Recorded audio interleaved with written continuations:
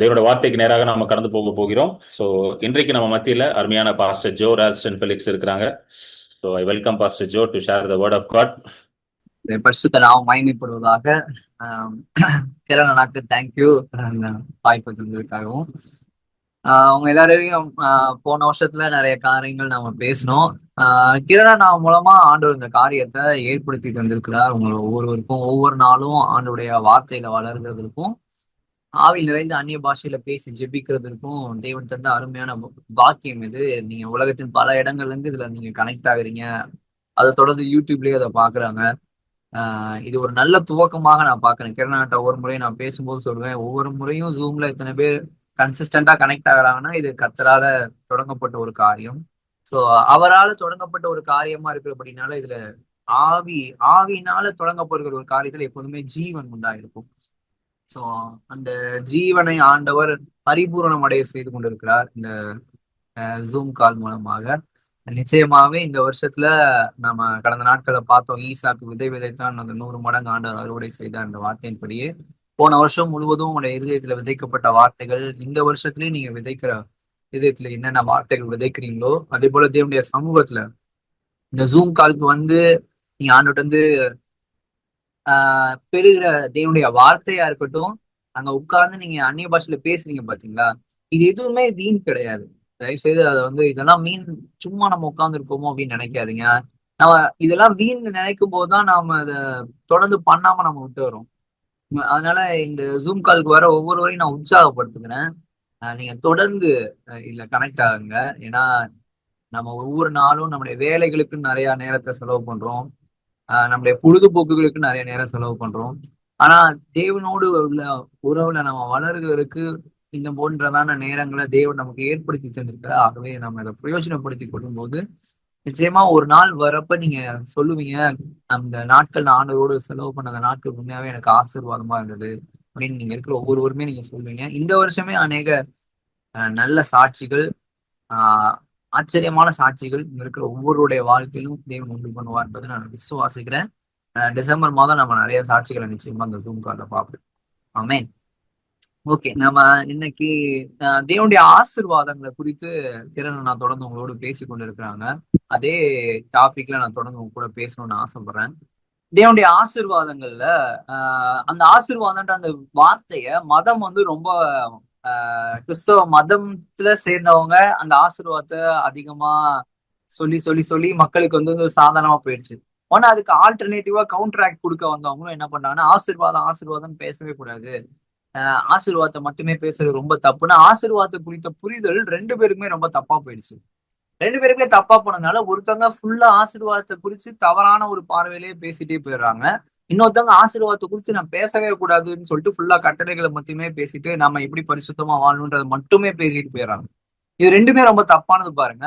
ஏன்னா ஆதி ஆகமம் வரும்போது ஆதி ஆகமத்துல முதல் அதிகாரத்திலேயே தேவன் ஆசீர்வதித்தான்ற அந்த வார்த்தை ரிப்பீட்டடா வந்துட்டே இருக்கும். அப்ப ஆசீர்வாதம்ன்றதும் தேவனையும் தனியா பிரிக்க முடியாது. பொதுவா இந்த ஆசீர்வாதனாலே அப்படியே கொந்தளிக்கிற குரூப் எல்லாம் பாத்தீங்கன்னு வச்சுக்கோங்களேன், அவங்களுக்கு எல்லாம் ஆசீர்வாதனாலே காரு பங்களா வீடு எல்லாமே நகை இது எல்லாமே தான் ஆசீர்வாதம்னு நினைக்கிறாங்க. ஆசீர்வாதம்ன்றது அதற்கெல்லாம் ரொம்ப மேல. இப்ப பைபிள்ல நம்ம பார்க்க போறோம், தேவன் ஆசீர்வதித்தார் அப்படின்னு சொல்லி வர்ற இடங்கள் எல்லாம் உடனே காரு பங்களா வீடு எல்லாம் வந்துச்சா, அங்க என்ன ஆசீர்வதித்தார்னா அங்க என்ன இருக்கு அப்படின்றத நம்ம இன்னைக்கு பார்க்க போறோம். சரியா? எடுத்துக்கோங்க, ஆதியாகமம் முதல் அதிகாரம் எடுத்துக்கோங்க. முதல் அதிகாரத்துல முதல்ல பைபிள்ல ஆசீர்வாதம்ன்ற வார்த்தை எங்க வருது அப்படின்னு சொல்லி நம்ம இன்னைக்கு தியானிக்க போறோம். முதல் அதிகாரம் 21வது வசனமும் 22வது வசனமும் நாம வாசிக்க போறோம். அதாவது 5வது நாள் ஆண்டவர் எதை சிருஷ்டிக்கிறார் அப்படின்றத குறிச்சு நாம பார்க்க போறோம். 5வது நாள் தேவன் எதை சிருஷ்டிக்கிறார் என்பதை நீங்க பாத்தீங்கன்னாலே அந்த சிருஷ்டிப்பை தேவன் எப்படி பார்க்கிறார், அந்த சிருஷ்டிப்பை தேவன் எப்படி வேல்யூ பண்றாரு, அதை ஏன் ஆசீர்வதிக்கிறான்னு சொல்லி 5வது நாள்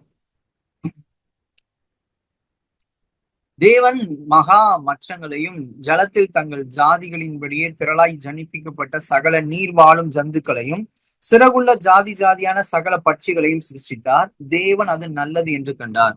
தேவன் என்ன பாக்குறான்னா, ஃபர்ஸ்ட் அந்த 5வது நாள் சமுத்திரத்துல கடல் நீர்வாழ் உயிரினங்கள் எல்லாவற்றையுமே படைக்கிறார். அதுல விதவிதமா ஒவ்வொரு சிருஷ்டிப்பு இருக்குது, அது அத்தனையும் ஆண்டவர் சிருஷ்டிக்கிறார்.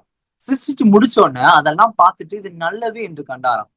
அவர் சிருஷ்டித்த ஒன்று நல்லது என்று பார்க்கிறார். சரியா? சோ ஆண்டவர் உங்களையும் என்னையும் சிருஷ்டித்திருக்காரா? அப்ப நம்மை சிருஷ்டித்துட்டு ஆண்டவர் நல்லதுன்னு கண்டாரா? அவர் சிருஷ்டித்த எல்லாவற்றையுமே எல்லா சிருஷ்டிப்பையும் முடிச்சு அதை நல்லது என்று கண்டார், அது நல்லது என்று கண்டார், அது நல்லது என்று கண்டார், திரும்ப திரும்ப வந்துட்டே இருக்கும். சோ இப்ப இதுக்கு முன்னாடி சிருஷ்டிப்பு எதையுமே, அதாவது உயிர் வாழும் சிருஷ்டிப்புகள் எதையுமே படைக்கல.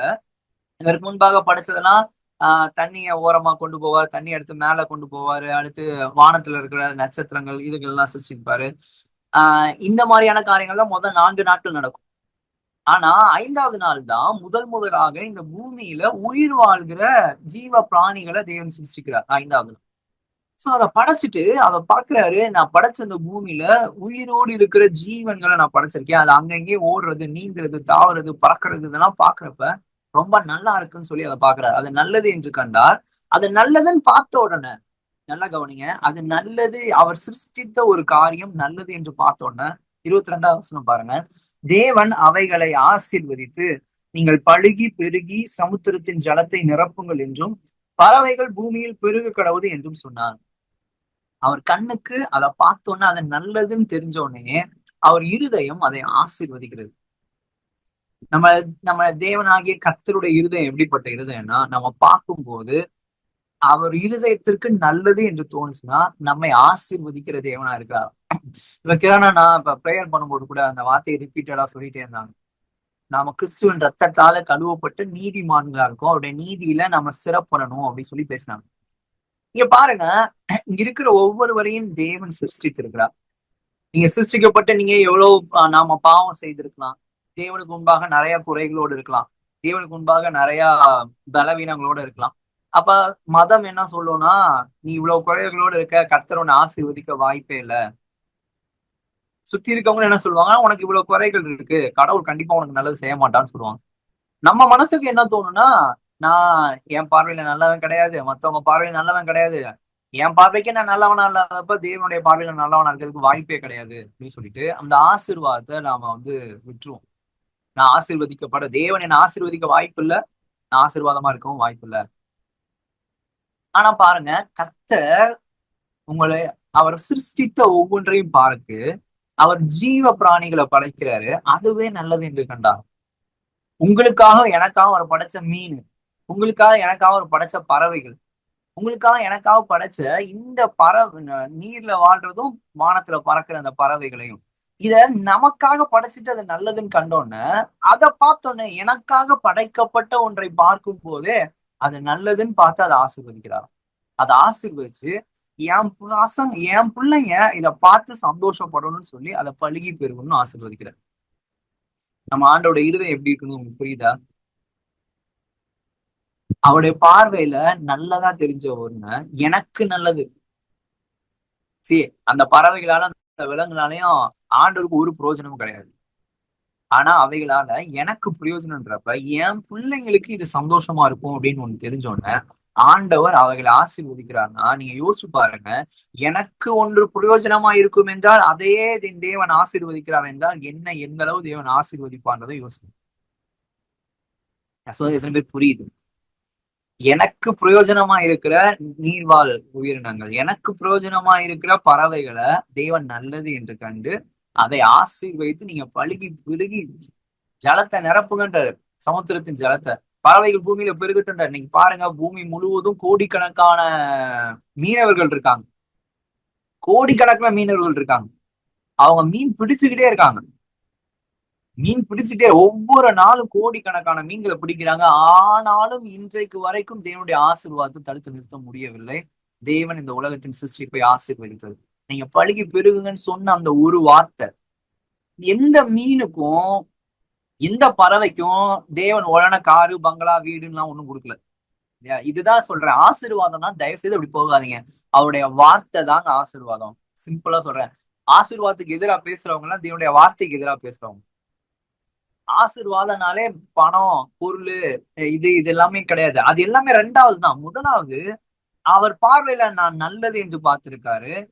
என்கிட்ட இருக்க நல்ல விஷயங்கள்லாம் பழுகி பெருகணும்னு அவர் ஆசைப்படுறாரு. இதுல என்ன தப்பு இருக்கு?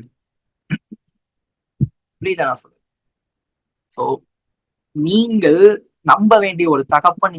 வேதம் சொல்லுகிற இந்த தகப்பனை தான் நீங்க நம்பணுமே தவிர வெளியில மதத்தின் பேரால பேசுறாங்க பாத்தீங்களா? இல்லைன்னா அந்த இவங்க ஆசீர்வாதம் ஆசீர்வாதம் பேசுறாங்கன்னு அதுக்கு கவுண்டர் கொடுத்துட்டு ஒருத்தவங்க ஆசீர்வாதத்தை பேசாம வெறும் கட்டளைகளை மட்டுமே பேசுறாங்க பாத்தீங்களா? இந்த முதல் அதிகாரம் ஃபுல்லு பாருங்க. முதல் அதிகாரம் பைபிளோட முதல் அதிகாரம். தேவன் கட்டளைகளையோ கற்பனைகளையோ எதையுமே கொடுக்கல. தேவன் முதல் அதிகாரத்துல தான் யார் என்பதையும் தன் இருதயம் எப்படிப்பட்டது என்பதையும் தான் அங்க காட்டுறார்.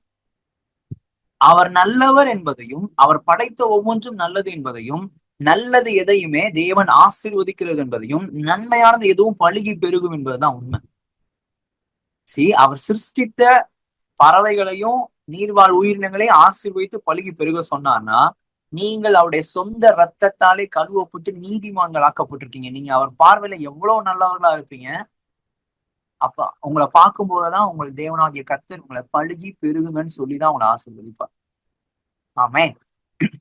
உங்களிடத்துல இருக்கிற ஆசீர்வாதம்ன்றது எப்படிப்பட்டது? இதை நான் ஃபுல்லா முடிக்கும் போது நீங்க அதை பாருங்க. சோ இப்ப அடுத்த வார்த்தை தேவன் எங்க சொல்றாரு பாருங்க. அடுத்த 6வது நாள் தேவன் நிறைய மிருக ஜீவன்கள் எல்லாம் படைக்கிறாரு. காடுகள்ல இருக்கிற காட்டுல இருக்கிறது காட்டு மிருகங்கள் நாட்டு மிருகங்கள் இது எல்லாத்தையுமே படைக்கிறது.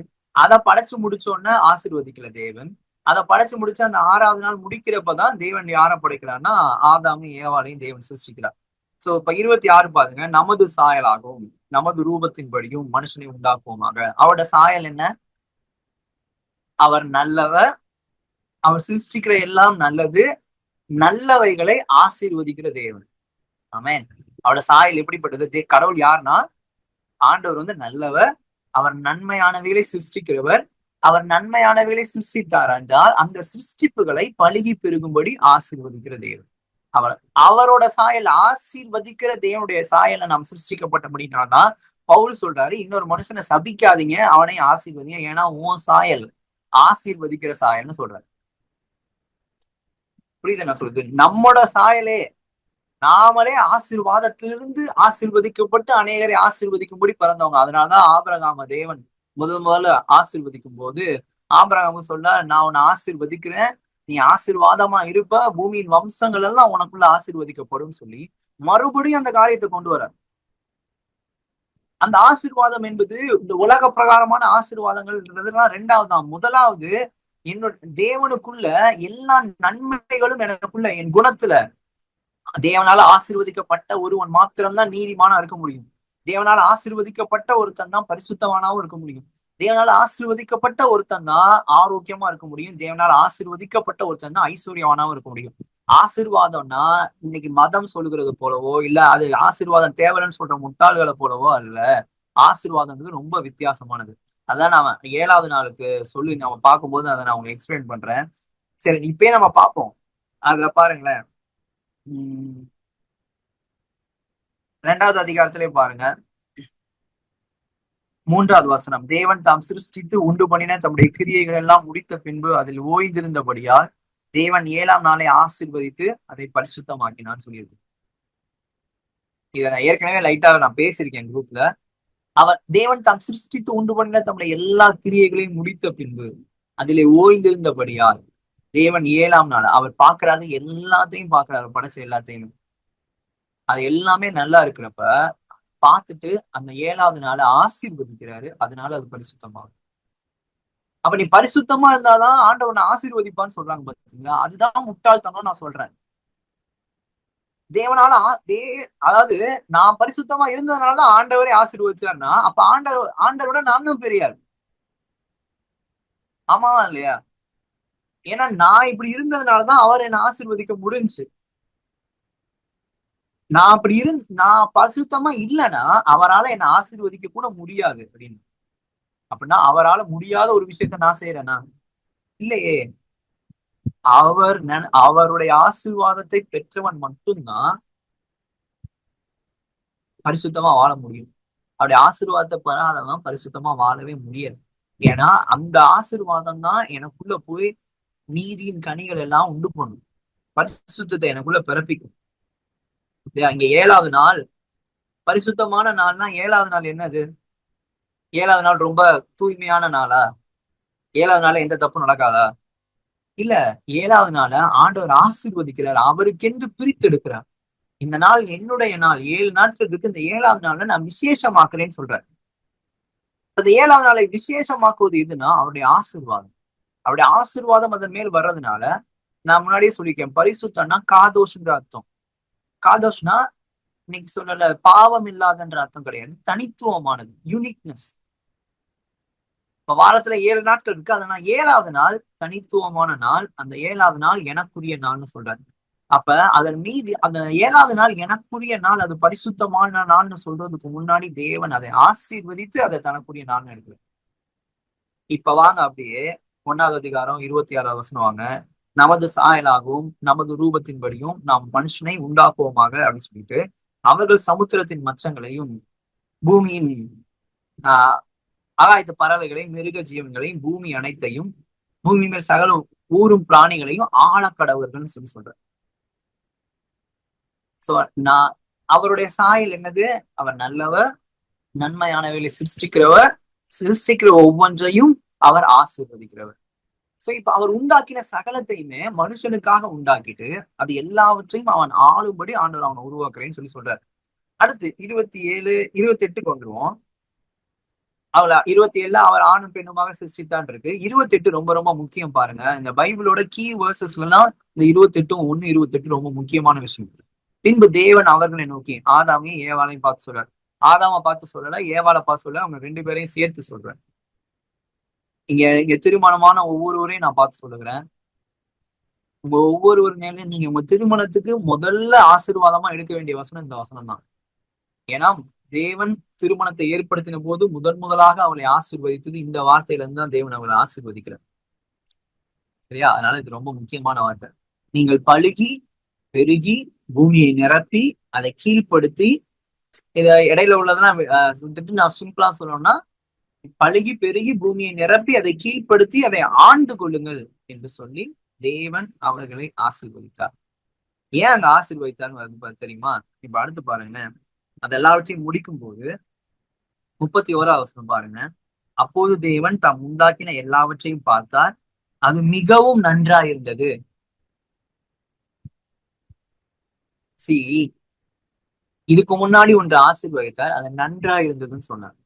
நான் படைச்ச ஒண்ணு நல்லா இருக்குன்னு சொன்னப்ப அதை ஆசீர்வதிச்சார். ஆனா இப்ப பாருங்க, மனுஷனை படைச்சதுக்கு அப்புறம் அது மிகவும் நன்றா இருந்ததுன்னு சொல்றாரு. அப்படின்னா இப்ப வர்ற ஆசீர்வாதம் மிகவும் பெரிய ஆசீர்வாதம். அவர் மீன்கள் மேல பேசின ஆசீர்வாதத்தை விட, பறவைகள் மேல பேசின ஆசீர்வாதத்தை விட, மிருக ஜீவன்கள் மேல பேசின ஆசீர்வாதத்தை விட, அவர் மிகவும் நன்றா இருந்தது என்று சொன்ன மனுஷன் மீது பேசின ஆசீர்வாதம் மிக மிக வல்லமையான ஒரு ஆசீர்வாதம். ஆமேன். சோ உங்களை ஆண்டவர் பார்க்கும்போது அவர் தன்னோட சாயல பாக்குறது. அவரு ஒரு மீனை பார்த்தப்ப அதுல தன்னோட சாயலை பார்க்கல. ஒரு ஒரு பறவைய பார்த்தப்ப அதுல தன்னோட சாயல பார்க்கல. அது வேற மிருக ஜீவன்களை பார்க்கும்போது அதுல தன்னோட சாயலை பார்க்கல. ஆனா அதையே நல்லது என்று பார்த்து அதை ஆசீர்வதிச்சாருன்னா, அவரோட சாயல் இருக்கிற உங்களையும் என்னையும் பார்க்கும்போது மிகவும் நல்லது என்று பார்த்து அதை எவ்வளவு அதிகமா விசேஷமா ஆசீர்வதிச்சுப்பான்னு நினைச்சு பாருங்க. அதனாலதான் நான் சொல்றேன், உங்களுக்குள்ள இருக்கிற ஆசீர்வாதம் விலையேற பெற்றது. அது அவருடைய சாயலை உங்களுக்குள்ளாக பழுகி பெருக செய்கிறது. முதல் விஷயம், ஆசீர்வாதத்துக்கு விரோதமா ஒருத்தவங்க பேசினாங்கன்னா அவங்க தேவ சாயலுக்கு விரோதமா பேசுறாங்கன்னு அர்த்தம். புரியுதா? நான் மறுபடியும் சொல்றேன், ஆசீர்வாதம் என்பது வெறும் கார் பங்களா வீடு எல்லாம் அது 2வது தான். ஆசீர்வாதம் என்று சொல்றது தேவ சாயல் எனக்குள்ளே பழுகி பெருகணும்னா, அதுவே தேவ சாயல்னா நான் வளர்றது, பரிசுத்தம், நீதி, சமாதானம், சந்தோஷம், ஆரோக்கியம், ஐஸ்வர்யம் எல்லாவற்றிலும் நான் பழுகி பெருகணும்னா அது ஆசீர்வாதத்தினால மட்டும்தான் முடியும். ஆசீர்வாதம் என்பது வெறும் உலக பொருட்கள்ல மாத்திரம் நான் பழுகி பெறுகிறது இல்ல. எல்லாரும் சொல்றாங்கல்ல, இத பேசுறது இல்ல அதை பேசுறேன். ஆசீர்வாதத்தை குறித்து பேசும்போதுதான் ஆசீர்வாதத்திற்குள்ளாக தான் அந்த வல்லமை இருக்கிறது. நான் பரிசுத்தத்துல பழுகி பெறுகிறதும், நான் நீதியில பழுகி பெறுகிறதும், நான் சமாதானத்துல பழுகி பெறுகிறதும், நான் ஒழுக்கத்துல பழுகி பெறுகிறதும், நான் ஆரோக்கியத்துல பழுகி பெறுகிறது, நான் ஐஸ்வர்யத்துல பழுகி பெறுகிறது, சகலமும் அவருடைய ஆசீர்வாதத்துல இருந்து தான் துவங்குகிறது. கர்த்தருடைய ஆசீர்வாதத்தை பெறாத ஒருவன் பரிசுத்தமாய் வாழ முடியாது. கர்த்தருடைய ஆசீர்வாதத்தை பெறாத ஒருவன் நீதிமானாய் வாழ முடியாது. அதனாலதான் பிசாசு என்ன பண்ணான்னா ட்விஸ்ட் ஆக்கிட்டான். ட்விஸ்ட் ஆக்கிட்டு நம்ம பரிசுத்தமா இருந்தாதான் ஆசீர்வாதம் கிடைக்கும்ன்றதுனால கடைசி வரைக்கும் பரிசுத்தமா இருக்கவும் முடியாது, ஆசீர்வாதத்தை பெறவும் முடியாது. அதுதான் நியாயப்பிரமாணம் உங்களுக்கு சொல்லுது. நியாயப்பிரமாணம் என்ன காட்டுச்சு? நான் ஏதாவது செஞ்சாதான் ஆண்டவர்கிட்ட இருந்து ஆசீர்வாதத்தை பெற முடியும், நான் எதுவும் செய்யறேன்னா ஆசீர்வாதம் எனக்கு கிடைக்காது அப்படின்னு சொல்லி ஒரு பிம்பத்தை அது கொண்டு வந்துச்சு. அவ பழைய ஏற்பாடு முழுவதும் ஜனங்கள் ட்ரை பண்றாங்க, அவங்க பரிசுத்தமா இருக்க முயற்சி செய்யறாங்க, ஆனா தேவன்கிட்ட இருந்து ஆசீர்வாதத்தை பெற முடியல. ஆனா கர்த்தருடைய ஆசீர்வாதத்தை ஒருவன் புரிந்து கொள்ளும் போது, தேவனுடைய இருதயத்தை புரிந்து கொள்ளும் போது, அவர் நல்லவர் என்றும் அவர் சிருஷ்டித்த சிருஷ்டிப்பெல்லாம் நல்லது என்றும் யார் ஒருவர் விசுவாசிக்கிறார்களோ அவர்கள் மீது தேவனுடைய ஆசீர்வாதம் நிறைந்திருக்கும். ஆமென். உங்க சரீரத்தை பாருங்க, அந்த சரீரத்துல பலவீனங்கள் இருக்கலாம், ஆரோக்கிய குறைவு இருக்கலாம். இந்த சரீரம் தேவனால சிருஷ்டிக்கப்பட்ட சரீரம். இந்த சரீரத்தை தேவன் நல்லது என்று கண்டார் என்பதை நீங்க விசுவாசிக்கும் போது, நீங்க உங்களுடைய கண்களும் அந்த சரீரத்தை நல்லது என்று காணும் போது கர்த்தருடைய ஆசீர்வாதம் உங்கள் சரீரத்தின் மீது வெளிப்படும். ஆமென். இப்ப பிள்ளைங்களை அப்பா அம்மா ஆசீர்வதிக்கிற பாருங்க, அவங்கள பார்க்கும்போது அவங்களோட சாயலை பிள்ளைங்கள்ட்ட பாக்குறப்ப, இல்ல ஒரு விஷயத்த நல்ல விஷயமா பார்க்கும்போது மனசார அதை ஆசீர்வதிப்பாங்க. ஒரு நல்லது நடக்கும்போது, ஒருத்தவங்க ஒரு நல்லது செய்யும் போது மனசார அவங்கள வாழ்த்துறாங்க. ஏன்? அங்க ஒரு நல்ல விஷயம் நடக்குது. அப்படி இல்லைன்னா தன்னோட சாயலை, தாத்தா தன்னோட சாயலை பேரன்ட்ட பாக்குறாரு, அப்பா தன்னோட சாயலை மகன்கிட்ட பாக்குறாரு, அந்த சாயலை பார்க்கும்போது அவங்களை ஆசீர்வதிக்கிறாங்கன்னா, என்னிடத்துல பிதாவாகிய தேவன் கிறிஸ்து இயேசுவின் சாயலை பார்க்கிறார். சொல்லுங்க எல்லாருமே, உங்க இதயத்துல கை வச்சு சொல்லுங்க, என்ன பிதா பார்க்கும்போது கிறிஸ்து இயேசுவின் சாயலை என்னட்ட பாக்குறார். அப்ப எப்படி என்ன அவர் ஆசீர்வதிக்காம இருப்பார்? ஆதாமையும் ஏவாளையும் ஆசீர்வதித்த ஆசீர்வாதத்தை பார்க்கிலும் மேலான ஆசீர்வாதத்தை கிறிஸ்து இயேசு சிலுவையின் மூலமாக நமக்கு பிதாவிடத்தை பெற்று தந்தார். அவர் ரத்தத்தினாலே நாம மீட்கப்பட்டிருக்கிறோம். ஆமென். சோ நீ பிசா சொல்றான் பாத்தீங்களா, அந்த தலைமுறையின் சாபங்களுக்குள்ள நீ இருக்கிற, இல்ல இவங்க சொன்ன அந்த சாபமான வார்த்தை, அந்த அந்த இது இந்த இது எல்லாமே தான் வேலை செய்யுது. இப்ப ஆசீர்வாதத்துக்கு ஆப்போசிட் சாபம்னு வச்சுக்கோங்க, சாபம் தான். சாபத்தை இப்ப ஒருத்தவங்களை சபிச்சோன்னு காரு பங்களா வீடு மட்டுமா போகுது? இல்ல, அவன் சபிச்சோன்னு அவன் புத்தி பேதலிக்குது, குணாதிசயங்கள்லாம் மாறுது, பயப்பட ஆரம்பிக்கிறாங்க, கவலைப்பட ஆரம்பிக்கிறாங்க. அந்த சாபம் அடுத்து என்னால அவன் சரீரத்துக்கு எடுக்குது, அவன் ஆரோக்கியத்தை ஒண்ணுமில்லாம. அடுத்து அந்த சாபம் என்ன பண்ணுது? அவன் பொருளாதாரத்தை காலி பண்ணுது, கடைசியில அவன் ஜீவனையே காலி பண்ணுது. அப்ப சாபம் மட்டும் எல்லா ஏரியாவும் வேலை செய்யும், ஆசீர்வாதம் மட்டும் வெறும் பொருளாதார ஆசீர்வாதங்கள்லாம் அது முட்டாள்தனம். ஒரு சாபம் ஒரு மனுஷனுடைய குணத்தையும், ஒரு மனுஷனுடைய சுகத்தையும், ஒரு மனுஷனுடைய பொருளாதாரத்தையும், அவன் குடும்பத்தையும், அவன் ஜீவனையும் நாசமாக்கும் என்றால், அதை பார்க்கிலும் வல்லமையுள்ள தேவனுடைய ஆசீர்வாதம் ஒரு மனுஷனுடைய குணத்தையும், ஒரு மனுஷனுடைய ஆரோக்கியத்தையும், ஒரு மனுஷனுடைய பொருளாதாரத்தையும், ஒரு மனுஷனுடைய குடும்பத்தையும், ஊழியத்தையும், தொழில் சகலவற்றையும் பழுகி பெருக பண்ணும். அதில் பழுகி பெருகி அதனாலே பூமியை நிரப்பி அதை கீழ்ப்படுத்தி அதை ஆண்டு கொண்டு ஆளுகை செய்ய பண்ணும். ஆமென். கர்த்தர் ஆசீர்வதிச்சாராம், இன்னைக்கு வரைக்கும் மீன்கள் பிடிக்க பிடிக்க வந்துட்டே இருக்கு, பறவைகள் பெருகிக்கிட்டே இருக்கு. எனக்காக படைக்கப்பட்ட ஒன்று அவ்வளவு பழுகி பெருகும் என்றால் நான் எந்த அளவு பழுகி பெருகுவேன்றத விசுவாசிக்கக்கூடிய ஒரு சந்ததியை தேவன் தேடுகிறான்.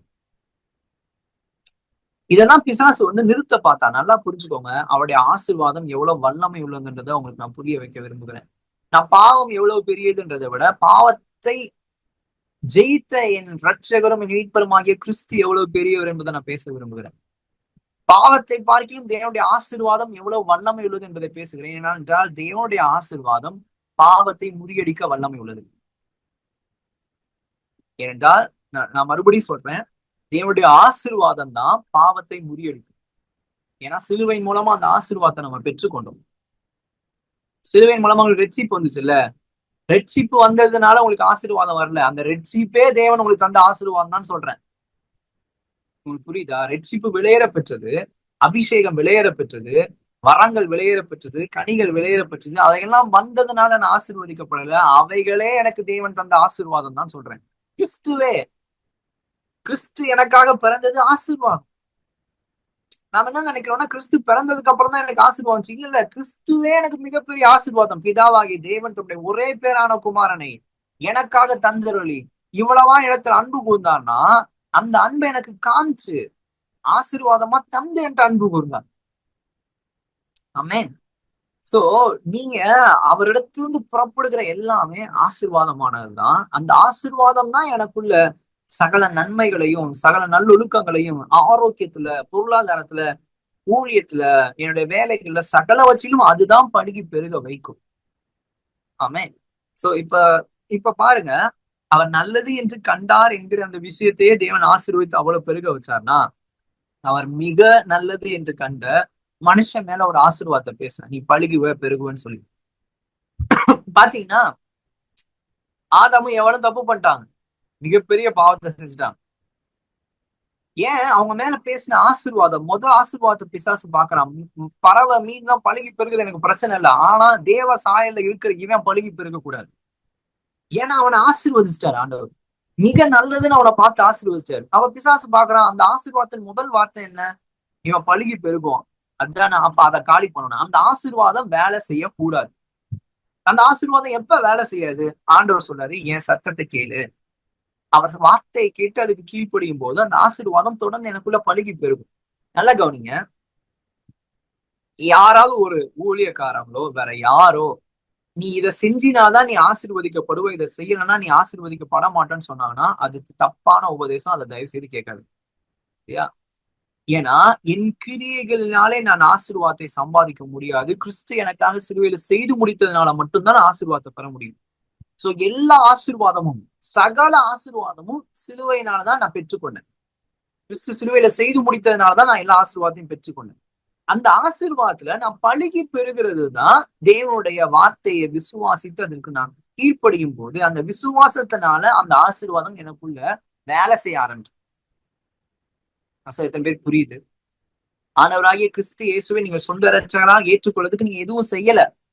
நீங்க அவரை விசுவாசித்த போதே அவரையே உங்கள் ஆசீர்வாதமாக பெற்றுக்கொண்டுட்டீங்க. இப்போது அவர் வார்த்தையை தொடர்ந்து விசுவாசிக்கிறதுனால அந்த விசுவாசத்தினாலும் அந்த கீழ்ப்படுதலினாலும் அந்த ஆசீர்வாதம் உங்களை பழுக வைக்கும், பெருக வைக்கும், பூமியை நிரப்ப வைக்கும், அதை கீழ்ப்படுத்த வைக்கும், அதை ஆண்டு கொண்டு ஆளுகை செய்ய வைக்கும். நான் சொல்றது புரியுதா? சோ அதான் சிலுவையில இருந்து வந்துருச்சுல, அந்த ஒரு கிரேஸ் மூமெண்ட் வந்தப்ப நிறைய பேர் அதுதான் மிஸ்டேக் பண்ணாங்க. அதான் சிலுவையில இருந்து எல்லாம் வந்துருச்சுல, அப்ப நான் இஷ்டத்துக்கு நான் பாவம் பண்ணுவேன், நான் இஷ்டத்துக்கு நான் ஒன்னும் ஜோம் பண்ண மாட்டேன், பைபிள் படிக்க மாட்டேன், நான் சர்ச்சுக்கு போக மாட்டேன், ஏசு எனக்குள்ள எல்லாமே செஞ்சு முடிச்சிட்டாரு. அது முட்டாள்தனம். ஏன்னா இயேசு எல்லாம் செஞ்சு முடிச்சாரு, அந்த ஆசீர்வாதம் எனக்குள்ள வந்துருச்சுன்னா அந்த ஆசீர்வாதம் என்னை சும்மா இருக்க விடாது. அந்த ஆசீர்வாதம் என்னை பழுகி பெருக வைக்கும், என்னை பழுக வைக்கும். அந்த ஆசீர்வாதம் என்னை பெருக வைக்கும். என் ஜெப நேரம் பழுகி பெருகும், என் வேத வாசிப்பு பழுகி பெருகும், நான் கர்த்தருடைய வார்த்தையை கேட்கிறது எனக்குள்ள பழுகி பெருகும். நீங்க உண்மையாவே ஆண்டவரால் ஆசீர்வதிக்கப்பட்டீங்கன்னு வச்சுக்கோங்களேன், அது எதுல கண்டுபிடிக்கலாம்னா உங்க ஜெப நேரம் கூடும். நிறைய பேர் என்ன சொல்லலாம்னா, ஜெபம் இன்க்ரீஸ் ஆச்சுன்னா ஆசீர்வாதம் இன்க்ரீஸ் ஆகும்னு சொல்றாங்கல்ல. நான் அது தப்புன்னு சொல்றேன். கர்த்தருடைய ஆசீர்வாதம் என் மேல இருந்தா மட்டும்தான் என்னால ஜெபம் பண்ணவே முடியும். கர்த்தருடைய ஆசீர்வாதம் என் மேல இருந்தா மட்டும்தான் என்னால பைபிள் வாசிக்கவே முடியும். ஏன்னா எத்தனை பேர் பைபிள் எடுத்து வாசினா அவங்களுக்கு பயங்கரமா தூக்கம் வருது, எத்தனை பேர் ஜெபம் பண்ணாங்கன்னா எனக்கு ஜெபம் பண்ணவே முடியலன்னு சொல்றாங்க. ஏன்னா நான் ஆசீர்வதிக்கப்பட்டவன். அவங்களுக்குள்ள போய் சொல்லணும், நீ ஆசீர்வதிக்கப்பட்டவன், நீ சபிக்கப்பட்டவன் அல்ல, நீ தேவனால ஆசீர்வதிக்கப்பட்டவன். அப்ப அந்த ஆசீர்வாதம் எனக்குள்ள இருக்கிற நன்மையானவர்களை பழுகி பெருக்க வைக்கும். அந்த ஜபத்தாலேயே உங்களை நிரப்ப வைக்கும், தேவனுடைய வார்த்தையினாலே உங்களை நிரப்ப வைக்கும், அந்த வார்த்தைக்குள்ளேயே உங்களை கீழ்ப்படுத்த வைக்கும், அந்த வார்த்தையினாலே நீங்க ஆண்டு கொண்டு ஆளுகை செய்ய வைக்கும். அதுதான் ஆசீர்வாதம். புரியுதா நான் சொல்றது? சோ நான் தேவனாலே ஆசீர்வதிக்கப்பட்டவன், எனக்குள்ள எல்லா நன்மைகளும் பழுகி பெருகுன்றதை நீங்க விசுவாசி பாருங்க. பல வருஷமா உங்களால ஜெபம் பண்ண முடியாம இருக்கலாம், இப்ப நீங்க ஜெபம் பண்ண ஆரம்பிப்பீங்க. பல வருஷம் உங்களால பைபிள் படிக்க முடியாம இருக்கலாம், என்னால நான் டங்ஸ் பேசணும்னு ஆசைப்படுறேன் பிரதர், என்னால பேச முடியலன்னு சொன்னா தேவனாலே நான் ஆசீர்வதிக்கப்பட்டவன் என்பதை விசுவாசிச்சு பாருங்க, ஆட்டோமேட்டிக்கா டங்ஸ் உங்களுக்கு புறப்பட ஆரம்பிக்கும். ஏன்னா அவருடைய ஆசீர்வாதம் தான் எல்லா நன்மைக்கும் ஊற்றும் காரணம். அந்த ஆசீர்வாதம் தான் என்ன பரிசுத்தமா வாழ வைக்கும் தான். இப்ப நான் இங்க வரேன், விஷயத்துக்கு வரேன். பிசாசி உங்களை பழுகி பெருகக்கூடாது அப்படின்னு சொல்லிட்டுதான் தேவனுக்கும் மனுஷனுக்கும் மட்டும் பிரச்சனை உண்டு பண்ணல, ஆதாம் ஏவாள் 2 பேருக்கு இடையில அவன் பிரச்சனை உண்டு பண்றான். என்ன சொல்றான்? இவங்க 2 பேரும் ஒன்னா இருக்கக்கூடாதுதான் பிசாசோட அல்டிமேட் எய்ம். கணவனும் மனைவியும் ஒன்னா இருந்துட்டு அவங்க பழுகி பெருக ஆரம்பிச்சிருவாங்க. ஆனா அவங்க மேல ஒரு ஆசீர்வாதம் வந்துருச்சு, அந்த ஆசீர்வாதம் சாபமாய் மாற வேண்டும் என்று நினைக்கிறான் பிசாஸ். அப்ப என்ன பண்றான்? ஆதாம் ஆதாம்கிட்ட கேட்கிறாரு ஆண்டவர், ஏன் சாப்பிட்ட அப்படின்னு கேட்கிறாரு. உடனே நான் நல்லாதான் இருந்தேன், நீங்க ஒரு பொண்ணை கொண்டு வந்து கொடுத்தீங்கல்ல, அதனாலதான் என் வாழ்க்கை நாசமா போச்சு, அவளாலதான் போச்சு அப்படின்றான். அப்ப நான் இதனால என் ஆசீர்வாதம் என்னை விட்டு போயிடுச்சு. யாரால? ஏவாளால அப்படின்னு சொல்றாங்க. ஏவாள் என்ன சொல்றாங்க? நான் நல்லா தான் இருந்தேன், நீங்க ஒரு பாம்பு படைச்சு விட்டுருக்கீங்கல்ல, அந்த பாம்புனாலதான், அப்ப அந்த பாம்பு என்னை ஏமாத்திடுச்சு அப்படின்னு சொல்றாங்க. அப்ப இவங்க ரெண்டு பேருமே என் ஆசீர்வாதம் போயிடுச்சு, காரணம் இவங்க இப்படின்னு சொல்றாங்க. நல்லா கவனிங்க, தேவன் தான் சொன்ன அந்த 5 காரியங்கள்ல எந்த ஒரு சாபமான வார்த்தையும் அவர் சொல்லவே இல்லை. அந்த ஆசீர்வாதத்துக்கு விரோதமா தேவன் பேசவே இல்லை. என்னைக்குமே கர்த்தர் உங்களை ஆசீர்வதிச்சிருக்கான்னு வச்சுக்கோங்க, உங்களுக்கு ஒரு வாக்குத்தத்தத்தை தந்திருக்கான்னு வச்சுக்கோங்களேன், என்னைக்குமே அந்த வார்த்தையை அவர் மாற்றி எழுதவே மாட்டார். நீங்க அதை மறந்து போகாதீங்க. ஏன்னா அவர் தந்த ஆசீர்வாதம் வார்த்தையாக எனக்குள்ளாக வந்திருக்கிறது. ஒவ்வொரு மீனுக்குள்ளாக அந்த வார்த்தை இன்னைக்கு வேலை செஞ்சுட்டே இருக்கு. உங்களுக்கு தெரியுமான்னு தெரியல, இந்த குளங்கள்லாம் பாத்தீங்கன்னு வச்சுக்கோங்களேன், இந்த குளங்கள் எல்லாத்துலயுமே இப்ப இந்த மே மாசம் போய் பாத்தீங்கன்னா தண்ணியே இருக்காது. சுத்தமா அது வறண்டு போய் அந்த பூமி எல்லாம் வெடிச்சு போயிருக்கும். ஆனா மழை பெஞ்சு தண்ணி வந்தோடனே பார்த்தா அதுக்குள்ள மீன் மறுபடியும் வந்திருக்கும். நான் சின்ன வயசுல பார்த்தப்ப ஆச்சரியப்பட்டிருக்கேன், யாரோ மீனை கொண்டு வந்து பிடிச்சி விட்டுருப்பாங்களோ அப்படின்னு நினைப்பேன். அப்பதான் எனக்கு சொன்னாங்க, அந்த மீனோட முட்டைங்க எல்லாம் போய் அந்த மண்ணுக்கு அடியில ஆழமா போயிருமா, களிமண்ணுக்குள்ள போய் ஆழமா போயிருமா. மேல இருக்க அந்த இதெல்லாம் வெடிச்சாலும் அந்த முட்டைகள் உள்ள நல்லா கீழே போயிருமா. மறுபடியும் தண்ணி வரும்போது அந்த தண்ணி கீழே போறப்ப அந்த முட்டைக்குள்ள இருக்கிற மீன்கள் எல்லாம் மறுபடியும் மேல உயிர் பெற்று வரும்னு சொல்லுவாங்க. அது ஆச்சரியமா இருந்தது நான் கேட்டப்ப. சோ தேவனுடைய படைப்பு பாருங்க, ஒவ்வொரு மீனுக்குள்ளாகவும் அவனுடைய வார்த்தை, அவருடைய ஆசீர்வாதம் ஒவ்வொரு மீன்களுக்குள்ளாக, ஒவ்வொரு பறவைகளுக்குள்ளாகவும் பழுகி பெருக வச்சுட்டே இருக்கு.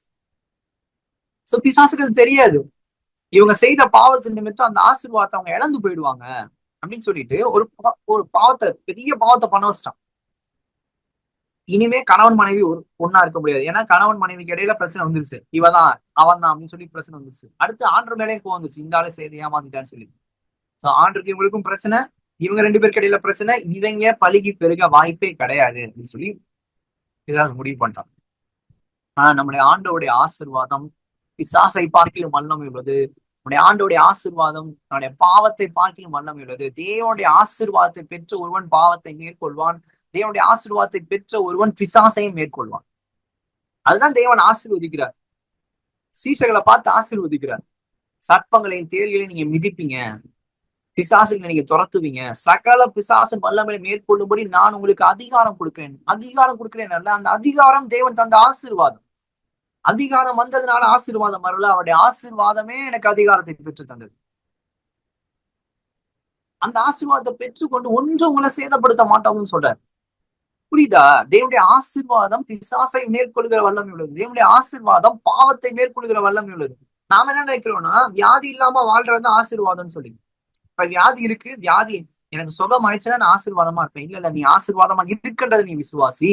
ஏனென்றால் சிலுவையில் அவர் ரத்தத்தினாலே கழுவப்பட்ட எவனும் ஆசீர்வதிக்கப்பட்டவன். ஆமென். சிலுவையின் ரத்தத்தினாலே கழுவப்பட்ட யாரா இருந்தாலும் அவன் ஐஸ்வர்யவானா இருக்கிறான். இப்ப என்ன பண்ணுனா, அந்த ஆசீர்வாதம் என் மேல வந்ததுனால அந்த ஆசீர்வாதம் என்னை பரிசுத்தத்துக்குள்ள பழுகி பெருக பண்ணும். அந்த ஆசீர்வாதம் என்னை நீதியில பழுகி பெருக பண்ணும். அந்த ஆசீர்வாதம் என்னை ஆரோக்கியத்துல பழுகி பெருக பண்ணும். அந்த ஆசீர்வாதம் எனக்குள்ள ஐஸ்வர்யத்தை கொண்டு வருதுல. ஐஸ்வர்யம்னா சிலுவையில இருந்து எனக்கு கார் பங்களா வீடு வருதுன்னு சொல்ல, சிலுவையில இருந்து வர்ற ஆசீர்வாதம் கார் பங்களா வீடு எல்லாவற்றையும் ஐஸ்வர்யத்தை சம்பாதிக்கிறதுக்கான பலனை எனக்கு தருகிறது. ஆமென். அதற்கான ஞானத்தை எனக்கு தருகிறது. தேவனுடைய ஆசீர்வாதத்துல இருந்தா ஞானமும் வருது. இவன் ஞானையா இருந்தா ஆசீர்வாதமா இருப்பான். இல்ல தேவனுடைய ஆசீர்வாதத்துல இருந்தா ஞானமே வருது. சகல நன்மைகளும் தேவனுடைய ஆசீர்வாதத்துக்குள்ளதான். சோ இப்ப பெரிய பாவத்துக்கு வருவோம். இனிமே இவங்க பழுகி பெருக வாய்ப்பே இல்லைன்னு சொல்லி வரப்ப ஆண்டவர் அதையும் அடிக்கிறாரு. 4வது அதிகாரம் ஆரம்பிக்கும் போது தோட்டத்தை விட்டு அவங்களை வெளியில அனுப்பிச்சிட்டாரு. இவங்கள கொன்றுவார்னு பிசாசு பார்த்துட்டு இருக்கான், அவர் கொல்லவே இல்லை. ஏன் கொல்லவே இல்லை? ஏன்னா அவங்க மேல ஒரு ஆசீர்வாதத்தை பேசியிருக்காரு, நீ பழுகுவ நீ பெருகுவன் பேசியிருக்காரு. அவனுடைய பாவத்தினால் கூட தன்னுடைய வார்த்தையை தேவன் மாற்றவில்லை. ஆதாமியுடைய பாவத்து நிமித்தம் கூட தன்னுடைய ஆசீர்வாதத்தை தேவன் மாற்றவில்லை. ஏனென்றால் அவருடைய ஆசீர்வாதத்தை அவன் தேவன் விசுவாசிக்கிறார். அந்த ஆசீர்வாதம் அவனுக்குள்ள மறுபடியும் கீழ்ப்படுதலை கொண்டு வரும். ஏனென்றால் அந்த ஆசீர்வாதத்தை பூரணமாய் நிறைவேற்றும்படிதான் கிறிஸ்துவையே அந்த வாக்குத்தத்தமாக தருகிறார். உங்க வாழ்க்கையில ஆசீர்வாதத்தை இழக்கிற சூழ்நிலை நீங்க நான் நின்றுட்டு இருக்கேன் பிரதர். தேவன் எனக்கு தந்த ஆசீர்வாதத்தை நான் இழந்தவனா நினைக்கிறேன், இழந்துகிட்டு இருக்கேன் அப்படின்னா, உங்களுக்காக வாக்குத்தத்தமாக ஆசீர்வாதத்தை காக்கும் முடியும், ஆசீர்வாதத்தை என் வாழ்க்கையில மறுபடியும் நிலைநாட்டும் முடியும். எனக்காக வந்தவர் தான் ஆண்டவர் இரட்சகருமாகிய கிறிஸ்து இயேசு. ஆமென். நான் தந்த ஆசீர்வாதம் என் பிள்ளைங்கிட்ட வேலை செய்யாம, அவங்கள பழுகி பெருக விடாம, பூமியை நிரப்ப விடாம, அதை கீழ்ப்படுத்தி ஆண்டு கொண்டு ஆளுகை செய்ய விடாம, இந்த பாவம் அதற்கு தடையா இருக்குன்னா, என் ஆசீர்வாதத்துக்கு தடையாக வருகிற அந்த பாவத்தை மேற்கொள்ளும்படி என் சொந்த குமாரனே நான் தருகிறேன்னு சொல்லி, நம்முடைய ஆசீர்வாதத்துக்காக குமாரனையே தேவன் தந்தார். ஆமென். சோ அததான் அந்த குமாரன் தரப்பட்டார் வார்த்தை வந்துச்சுல்ல, 4வது அதிகாரம் இயேசு வாக்களிக்கப்பட்டதுனாலே 4வது அதிகாரத்தை அந்த ஆசீர்வாதம் வேலை செய்ய ஆரம்பிக்குது. ஆதாம் ஏவாளை அறிந்தான்னு சொல்லி வருது. அவங்களுக்கு பிள்ளையை பெற்றோன்னு ஏவாள் ஆச்சரியப்பட்டா. 4வது அதிகாரம் பாருங்களேன். 4வது அதிகாரம் அதுல முதல் வசனம். ஆதாம் தன் மனைவியாக ஏவாளை அறிந்தான், அவள் கர்ப்பவதியாகி காயினை பெற்று கர்த்தரால் ஒரு மனுஷனை பெற்றேன் என்றார். கர்த்தரால் ஒரு மனுஷனை பெற்றேன்னு சொல்றாரு. ஏன்னா ஆதாம்க்கு ஏவாளுக்கு நமக்கு நாம பழுகி பெருக வாய்ப்பே இல்லைன்னு அவங்க நினைச்சிட்டு இருந்தாங்க. இப்ப ஏவாள் ஆச்சரியப்பட்டு சொல்றா, நான் பழுகி பெருக வாய்ப்பே இல்லை நினைச்சேன், ஆனா கர்த்தராலே அந்த வார்த்தையை கவனிங்க, கர்த்தராலே நான் ஒரு மனுஷனை பெற்றேன். அல்லேலூயா. கர்த்தருடைய ஆசீர்வாதத்தினால நான் சபிக்கப்பட்டவன் நான் நினைச்சேன், ஆனா அவருடைய வார்த்தை என் மேல நின்னு என்னை பழுக வச்சுது, என்னை பெருக வச்சுது. கர்த்தராலே, என் புருஷனாலேன்னு சொல்லல, என் புருஷனால எனக்கு ஒரு குழந்தை பிறந்துச்சுன்னு சொல்லல, கர்த்தராலே நான் ஒரு ஆசீர்வாதத்தை பெற்றுக்கொண்டேன். ஆமே. இன்றைக்கு நான் உங்களுக்கு சொல்லுகிறேன், உங்க மேல சொல்லப்பட்ட ஆசீர்வாதம் எல்லாம் நீங்க இழந்து போய் நிற்கலாம். கர்த்தராலே நீங்கள் ஒரு மனைவியை பெற்றிருக்கிறீர்கள், கர்த்தராலே கணவனை பெற்றிருக்கிறீர்கள், கர்த்தராலே பிள்ளைகளை பெற்றிருக்கிறீர்கள், கர்த்தராலே இந்த குடும்பத்தை பெற்றிருக்கிறீர்கள், கர்த்தராலே இந்த சரீரத்தை பெற்றிருக்கிறீர்கள், கர்த்தராலே உங்கள் தொழிலை பெற்றிருக்கிறீர்கள், ஊழியத்தை பெற்றிருக்கிறீர்கள். ஒருவரும் அதை நாசமாக்க முடியாது. ஆமென். உலகத்தின் பெரிய பாவத்தால கூட தேவன் தந்த ஆசீர்வாதத்தை மேற்கொள்ள முடியல. அந்த ஆசீர்வாதம் நல்லா கவனிங்க, பழுகி பெருக சொன்ன அந்த ஆசீர்வாதத்துலதான் கிறிஸ்துவே வந்தார். அந்த தலைமுறைகள் எல்லாமே வரணும்னா அந்த ஆசீர்வாதம் வேலை செஞ்சாதான் அந்த தலைமுறைகள்ல கிறிஸ்து பறக்க முடியும். அப்ப கிறிஸ்து பறக்கணும்னா பாவியான மனுஷனுக்குள்ள கூட தேவனுடைய ஆசீர்வாதம் வேலை செஞ்சா மட்டும்தான் கிறிஸ்துவே பறக்க முடியும் இருக்கு. சோ அததான் நான் உங்களுக்கு சொல்லுகிறேன். தேவனுடைய ஆசீர்வாதம் அவ்வளவு வல்லமை உள்ளது. நீங்க என் தொழில என்னால பழுகி பெருக முடியல, என் சரீரத்தின் ஆரோக்கியத்துல என்னால பழுகி பெருக முடியல, இல்ல ஆவின் கனிகள்ல வரங்கள் என்னால பழுகி பெருக முடியல, இந்த ஊழியத்துல என்னால பழுகி பெருக முடியல, என்னுடைய விசுவாசம், என் நம்பிக்கை, நீங்க எந்தெந்த காரியத்துல குறைவுபட்டவளா இருக்கீங்களோ, அந்த சாபம்ன்றது என்னன்னா, சாபம் என்பது முதலாவது உங்களுக்கு வெளியில வேலை செய்யாது, முதல்ல உங்க சிந்தனையில தான் வேலை செய்யும். சாபம் நம்மளை பயப்பட வைக்கும், நம்மளை கவலைப்பட வைக்கும். கவலை ஒரு சாபம், பயம் ஒரு சாபம். நான் இந்த சாயலுக்கு சிருஷ்டிக்கப்பட்டவர்களே அல்ல, நம்ம தேவ சாயல சிருஷ்டிக்கப்பட்டிருக்கிறோம். அந்த சாயல இருக்கிற ஆசீர்வாதம், தேவ சாயலுக்குள்ள என்ன இருக்கு? விசுவாசம் இருக்கு, நம்பிக்கை இருக்கு, அன்பு இருக்கு, சமாதானம் இருக்கு, சந்தோஷம் இருக்கு. ஆவின் கனிகள் எல்லாம் எடுத்துக்கோங்க. அன்பு, சந்தோஷம், சமாதானம், நீடிய பொறுமை, தயவு, விசுவாசம், நற்குணம், சாந்தம், இச்சை அடக்கம். இதுதான் தேவ சாயல். இதுலதான் நான் பழுகி பெருகுவேன். அதுதான் ஆசீர்வாதம். அப்ப அந்த ஆசீர்வாதம் எல்லாமே உங்களுக்குள்ளாக இருக்கிற தேவ சாயலை பழுகி பெருக பண்ணும். தேவன் ஐஸ்வர்ய சம்பனரா, அந்த சாயல் எனக்குள்ள இருக்கா? அது பழுகி பெருகும். தேவனுக்கு வியாதி இல்லையா? தேவனுக்கு நித்திய ஜீவன் இருக்கா? அதுதான் என்னுடைய சாயல், அது எனக்குள்ள பழுகி பெருகும். தேவனுக்குள்ள இருக்கிற குணாதிசயங்கள், தேவனுக்குள்ள இருக்கிற வல்லமை, தேவனுக்குள்ள இருக்கிற மகிமை, அதுதான் தேவ சாயல்னா அது எனக்குள்ளாக பழுகி பெருகும். இதுக்கு நான் என்ன செய்யணும்? ஒன்றும் அல்ல, கர்த்தராலே நான் ஆசீர்வதிக்கப்பட்டவன், கிறிஸ்து இயேசு சிலுவையில சிந்தின ரத்தத்தினாலே அந்த ஆசீர்வாதத்தை நான் பெற்றுக்கொண்டேன் என்கிறத நீங்க விசுவாசிக்கணும். கடைசியா ஒரு வசனம், அன்னைக்கு நான் ஜோம் பண்ணும்போது இதெல்லாம் நான் பேசணும்னு நினைக்கல, நான் கொஞ்சம் தான் இதை டச் பண்ணணும்னு நினைச்சேன். ஆனா ஆவியானவர் என் ரூட்டே மாத்தி இதுக்குள்ள கொண்டு போயிட்டார். நிச்சயமா அங்க இருக்கிற ஒவ்வொருத்தருக்கும் அது பிரயோஜனமா இருக்கும் நான் விசுவாசிக்கிறேன். ஆனா நான் ஃபர்ஸ்ட் எடுத்தோன்னா உங்க கூட பேசணும்னு நினைச்சது இந்த பகுதி தான். உபாகமம் எடுத்துக்கொள்ளுங்க.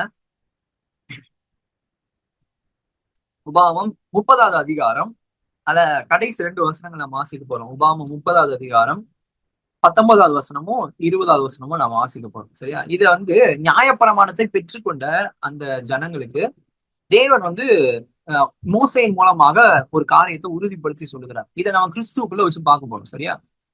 சான்று சொல்றாரு, நான் 2 ஆப்ஷன், நான் ஜீவனையும் மரணத்தையும் ஆசீர்வாதத்தை சாபத்தையும் உனக்கு முன்பாக வைத்தேன் என்று உங்கள் மேல் வானத்தையும் பூமியையும் என்று சாட்சி வைக்கிறேன். ஆகையால் நீயும் உன் சந்ததியும் பிழைக்கும்படிக்கு நீ ஜீவனை தெரிந்து கொண்டுன்னு சொல்றாரு. ஆண்டவர் என்ன சொல்றாருன்னா, அடுத்த வருஷம் அடுத்து வாசிப்போம்.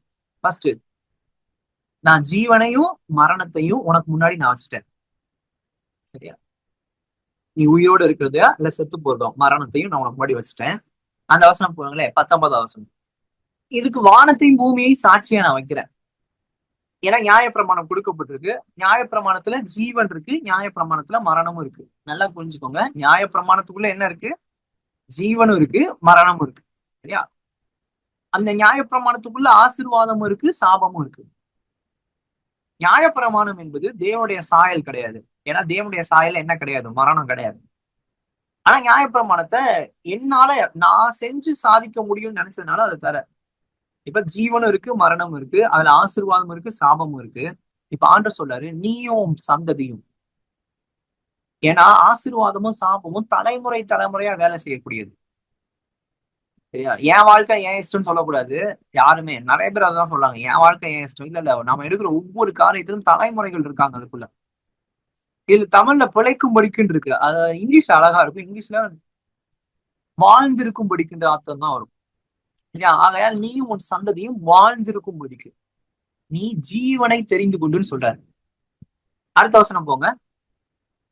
நீ ஜீவனை தெரிந்து கொண்டுன்னு சொல்லி, கர்த்தர் உன் பிதாக்களாகிய ஆபிரகாம், ஈசாக்கு, யாக்கோபுக்கு கொடுப்பேன் என்று அவளுக்கு ஆணையிட்டு கொடுத்த தேசத்தில் குடியிருக்கும்படிக்கு உன் தேவனாகிய கர்த்தரில் அன்பு கூர்ந்து அவர் சத்தத்துக்கு செவி கொடுத்து அவரை பற்றி கொள்வாயாக. அவரே உனக்கு ஜீவனும் தீர்க்காயுசுமானவர் என்றார். நல்லா கவனிங்க. போன வசனத்துல நான் ஜீவனையும் மரணத்தையும் வச்சேன், ஆசீர்வாதத்தையும் சாபத்தையும் வச்சேன். அதனால நீ ஜீவனை தெரிந்து கொண்டுன்னு சொல்றாரு. ஜீவன், மரணம், ஆசீர்வாதம், சாபம். அப்படின்னா ஜீவனை தெரிந்து கொள்கிறவன் எதை தெரிந்து கொள்கிறான்?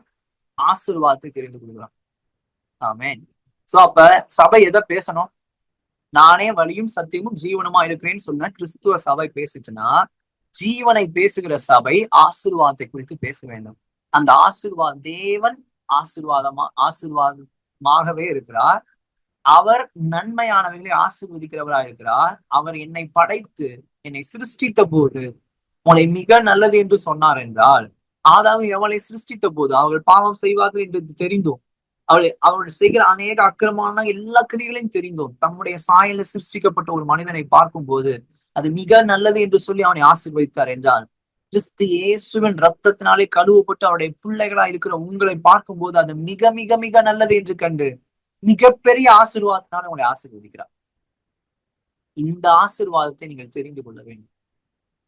தயவு செய்து மரணத்தை தெரிந்து கொள்ளாது. ஏன் சொல்றேன் கேளுங்க. நியாயப்பிரமாணத்துல ஆப்ஷன் இருந்துச்சு, ஜீவனும் மரணமும் ஆசீர்வாதமும் சாபமும்.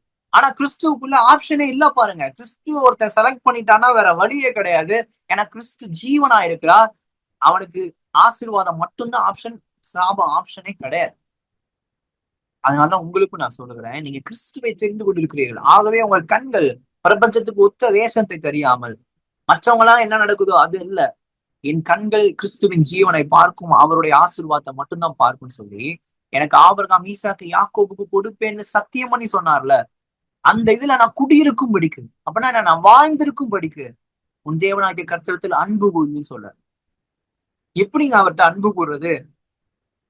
நிறைய பேர் சொல்லுவாங்க, அந்த அன்பு கூறுறதுனா உட்காந்து மணிக்கணக்கா ஜோம் பண்றதா, இல்ல நான் போய் ஊர் ஊரா போய் ஆண்டவர் பத்தி எல்லாத்துக்கும் சொல்றதா?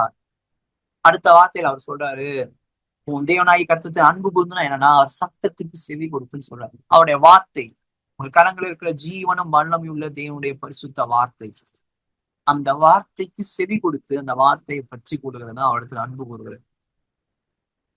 நான் தொட்ட அன்பா இருக்கேன்றது எப்படி காட்டுறேன்னா, அவங்களுடைய வாயின் வார்த்தையை மதிச்சு அவங்க அந்த வார்த்தையை நான் விசுவாசிக்கிறது அந்த அன்பே இருக்கு. கிறிஸ்துவ பொறுத்த வரைக்கும் அதுதான். அப்ப நான் ஆசீர்வதிக்கப்பட்டவன் என்பது எனக்கு எப்படி தெரியுதுன்னா, வேதத்தை எடுத்து வாசிக்கும் போதுதான் தெரியும். அதனாலதான் உங்க எல்லாரையும் நான் உற்சாகப்படுத்துகிறேன். தயவு செய்து வேதத்தை எடுத்து நல்லா மணிக்கணக்கா உட்காந்து வாசிங்க. தேவன் தந்த ஆசீர்வாதமான வசனங்கள்லாம் எடுத்து, இந்த ஆசீர்வாதம் என் மேல பேசப்பட்டிருக்கு, இந்த ஆசீர்வாதம் எனக்குள்ள பழுகும், எனக்குள்ள பெருகும், என்னையே ஃபுல்லா அந்த ஆசீர்வாதம் நிரப்பும், இந்த ஜீவனுள்ள வார்த்தை என்னை கீழ்ப்படுத்தும், இந்த ஜீவனுள்ள வார்த்தை என்ன ஆளுகை செய்யும், இந்த ஜீவனுள்ள வார்த்தை எனக்குள்ள பழுகும் போது, இந்த ஜீவனுள்ள வார்த்தை எனக்குள்ள பெருகும் போது, இந்த ஜீவனுள்ள வார்த்தை என்னை நிரப்பும் போது, இந்த ஜீவனுள்ள வார்த்தை என்னையே கீழ்ப்படுத்தும் போது, இந்த ஜீவனுள்ள வார்த்தை என்னை ஆளுகை செய்யும் போது, அந்த வார்த்தையினாலே அந்த வார்த்தையின் ஆசீர்வாதத்தினாலே நான் இந்த உலகத்துல பழுகுவேன், பெருகுவேன், பூமியை நிரப்புவேன், அதை கீழ்ப்படுத்தி அதை ஆண்டு கொண்டு ஆளுகை செய்வேன். அவன் தான் கர்த்தர்ட்ட அன்பு கூறான்னு அர்த்தம். மதம் என்ன சொல்லும் தெரியுமா? எல்லா மார்க்கங்களும் என்ன தெரியும் சொன்னா, கடவுள் மேல ஒருத்தர் ரொம்ப அன்பா இருந்தானா எல்லாத்தையும் தூக்கி போட்டுட்டு, எல்லா காசையும் ஏழைங்களுக்கு கொடுத்துட்டு, எல்லாத்தையுமே விட்டுட்டு, போட்டிருக்க ட்ரெஸ்ஸோட எங்க பொந்தணும். சில மதங்கள் அந்த ட்ரெஸ்ஸையும் விட்டுட்டு அவன் காட்டுக்குள்ள போயிடணும்னு சொல்லுவாங்க. எல்லாத்தையும் விட்டுட்டு போய் கடவுளையே பார்த்துட்டு உட்கார்ந்துருக்கும்னு சொல்லுவாங்க. கிறிஸ்தவம் அது கிடையாது. நம்முடைய ஆண்டவரும் அப்படிப்பட்டவர் கிடையாது. அவர் சொல்றாரு, என்கிட்ட அன்பு கூர்ந்து என் சத்தத்துக்கு செவி கொடுத்தனா நான் உன்னை ஆசீர்வாதமா வைப்பேன், உன் மூலமா பூமியின் வம்சங்கள் எல்லாம் ஆசீர்வதிக்கப்படும் சொல்றாரு. இவர் தான் நம்முடைய ஆண்டவர். அடுத்து சொல்றாரு, இப்படி மட்டும் நீ செஞ்சனா, இப்படி நீ செய் கண்டிப்பா, ஏன்னா அவரே உனக்கு ஜீவனும் தீர்க்காயுசுமானவன்னு சொல்றாரு. அவர் சத்தத்துக்கு யார் செவி கொடுக்கிறானோ அவரே எனக்குள்ள ஜீவனா வருவாரா. அவர் எனக்குள் ஜீவனாய் வருகிறபடினால அவரால் ஆசீர்வதிக்கப்பட்டவன் தீர்க்காயுசு உடையவனா இருப்பான். ஏனென்றால் உங்களுக்குள் இருக்கிறவர் தீர்க்காயுசுமானவர். அவர் உங்களுக்கு ஜீவனை தருகிறவர், தீர்க்காயுசோடு உங்களை வாழ வைக்கிறவர். அந்த ஆசீர்வாதம் உங்கள் ஜீவனுக்கு ஏதுவான சகலவற்றையும் உங்களுக்கு தருகிற ஆசீர்வாதமா இருக்கும். அதுதான் 1 பேதுரு சொல்றாரு, ஜீவனுக்கு தேவையான சகலவற்றையும் எனக்கு தருகிற வல்லமைன்னு சொல்லுவார் பேதுரு. சோ உங்க எல்லாருக்கும் நான் அதை சொல்ல விரும்புகிறேன். இந்த ஆசீர்வாதத்தின் மேல விசுவாசம் வைங்க. இந்த ஆசீர்வாதத்துக்கு விரோதமாக பேசப்படுகிற எதையும் நீங்க கேட்காதீங்க. அது எல்லாமே மதம் பேசுகிறது. நான் தான் சொல்றேன்ல, இந்த சத்தத்துக்கு செவி கொடுத்தாதான் ஆசீர்வதிக்கப்படுவேனா? அல்ல. அந்த ஆசீர்வாதம் என் மேல் இருக்கிறபடினாலதான் உங்கள்கிட்ட நான் சொல்றேன், நீங்க அவர் சத்தத்துக்கு செவி கொடுங்கன்னு சொல்றேன். ஆல்ரெடி இப்ப நான் என்ன சொல்றேன்னா, உங்க வீட்டுக்கு ஆல்ரெடி கிரைண்டர் வந்துருச்சு. அந்த கிரைண்டரோட மேனுவல் எடுத்து பாருங்க, அந்த கிரைண்டர் உங்களால யூஸ் பண்ண முடியும்னு சொல்றேன்.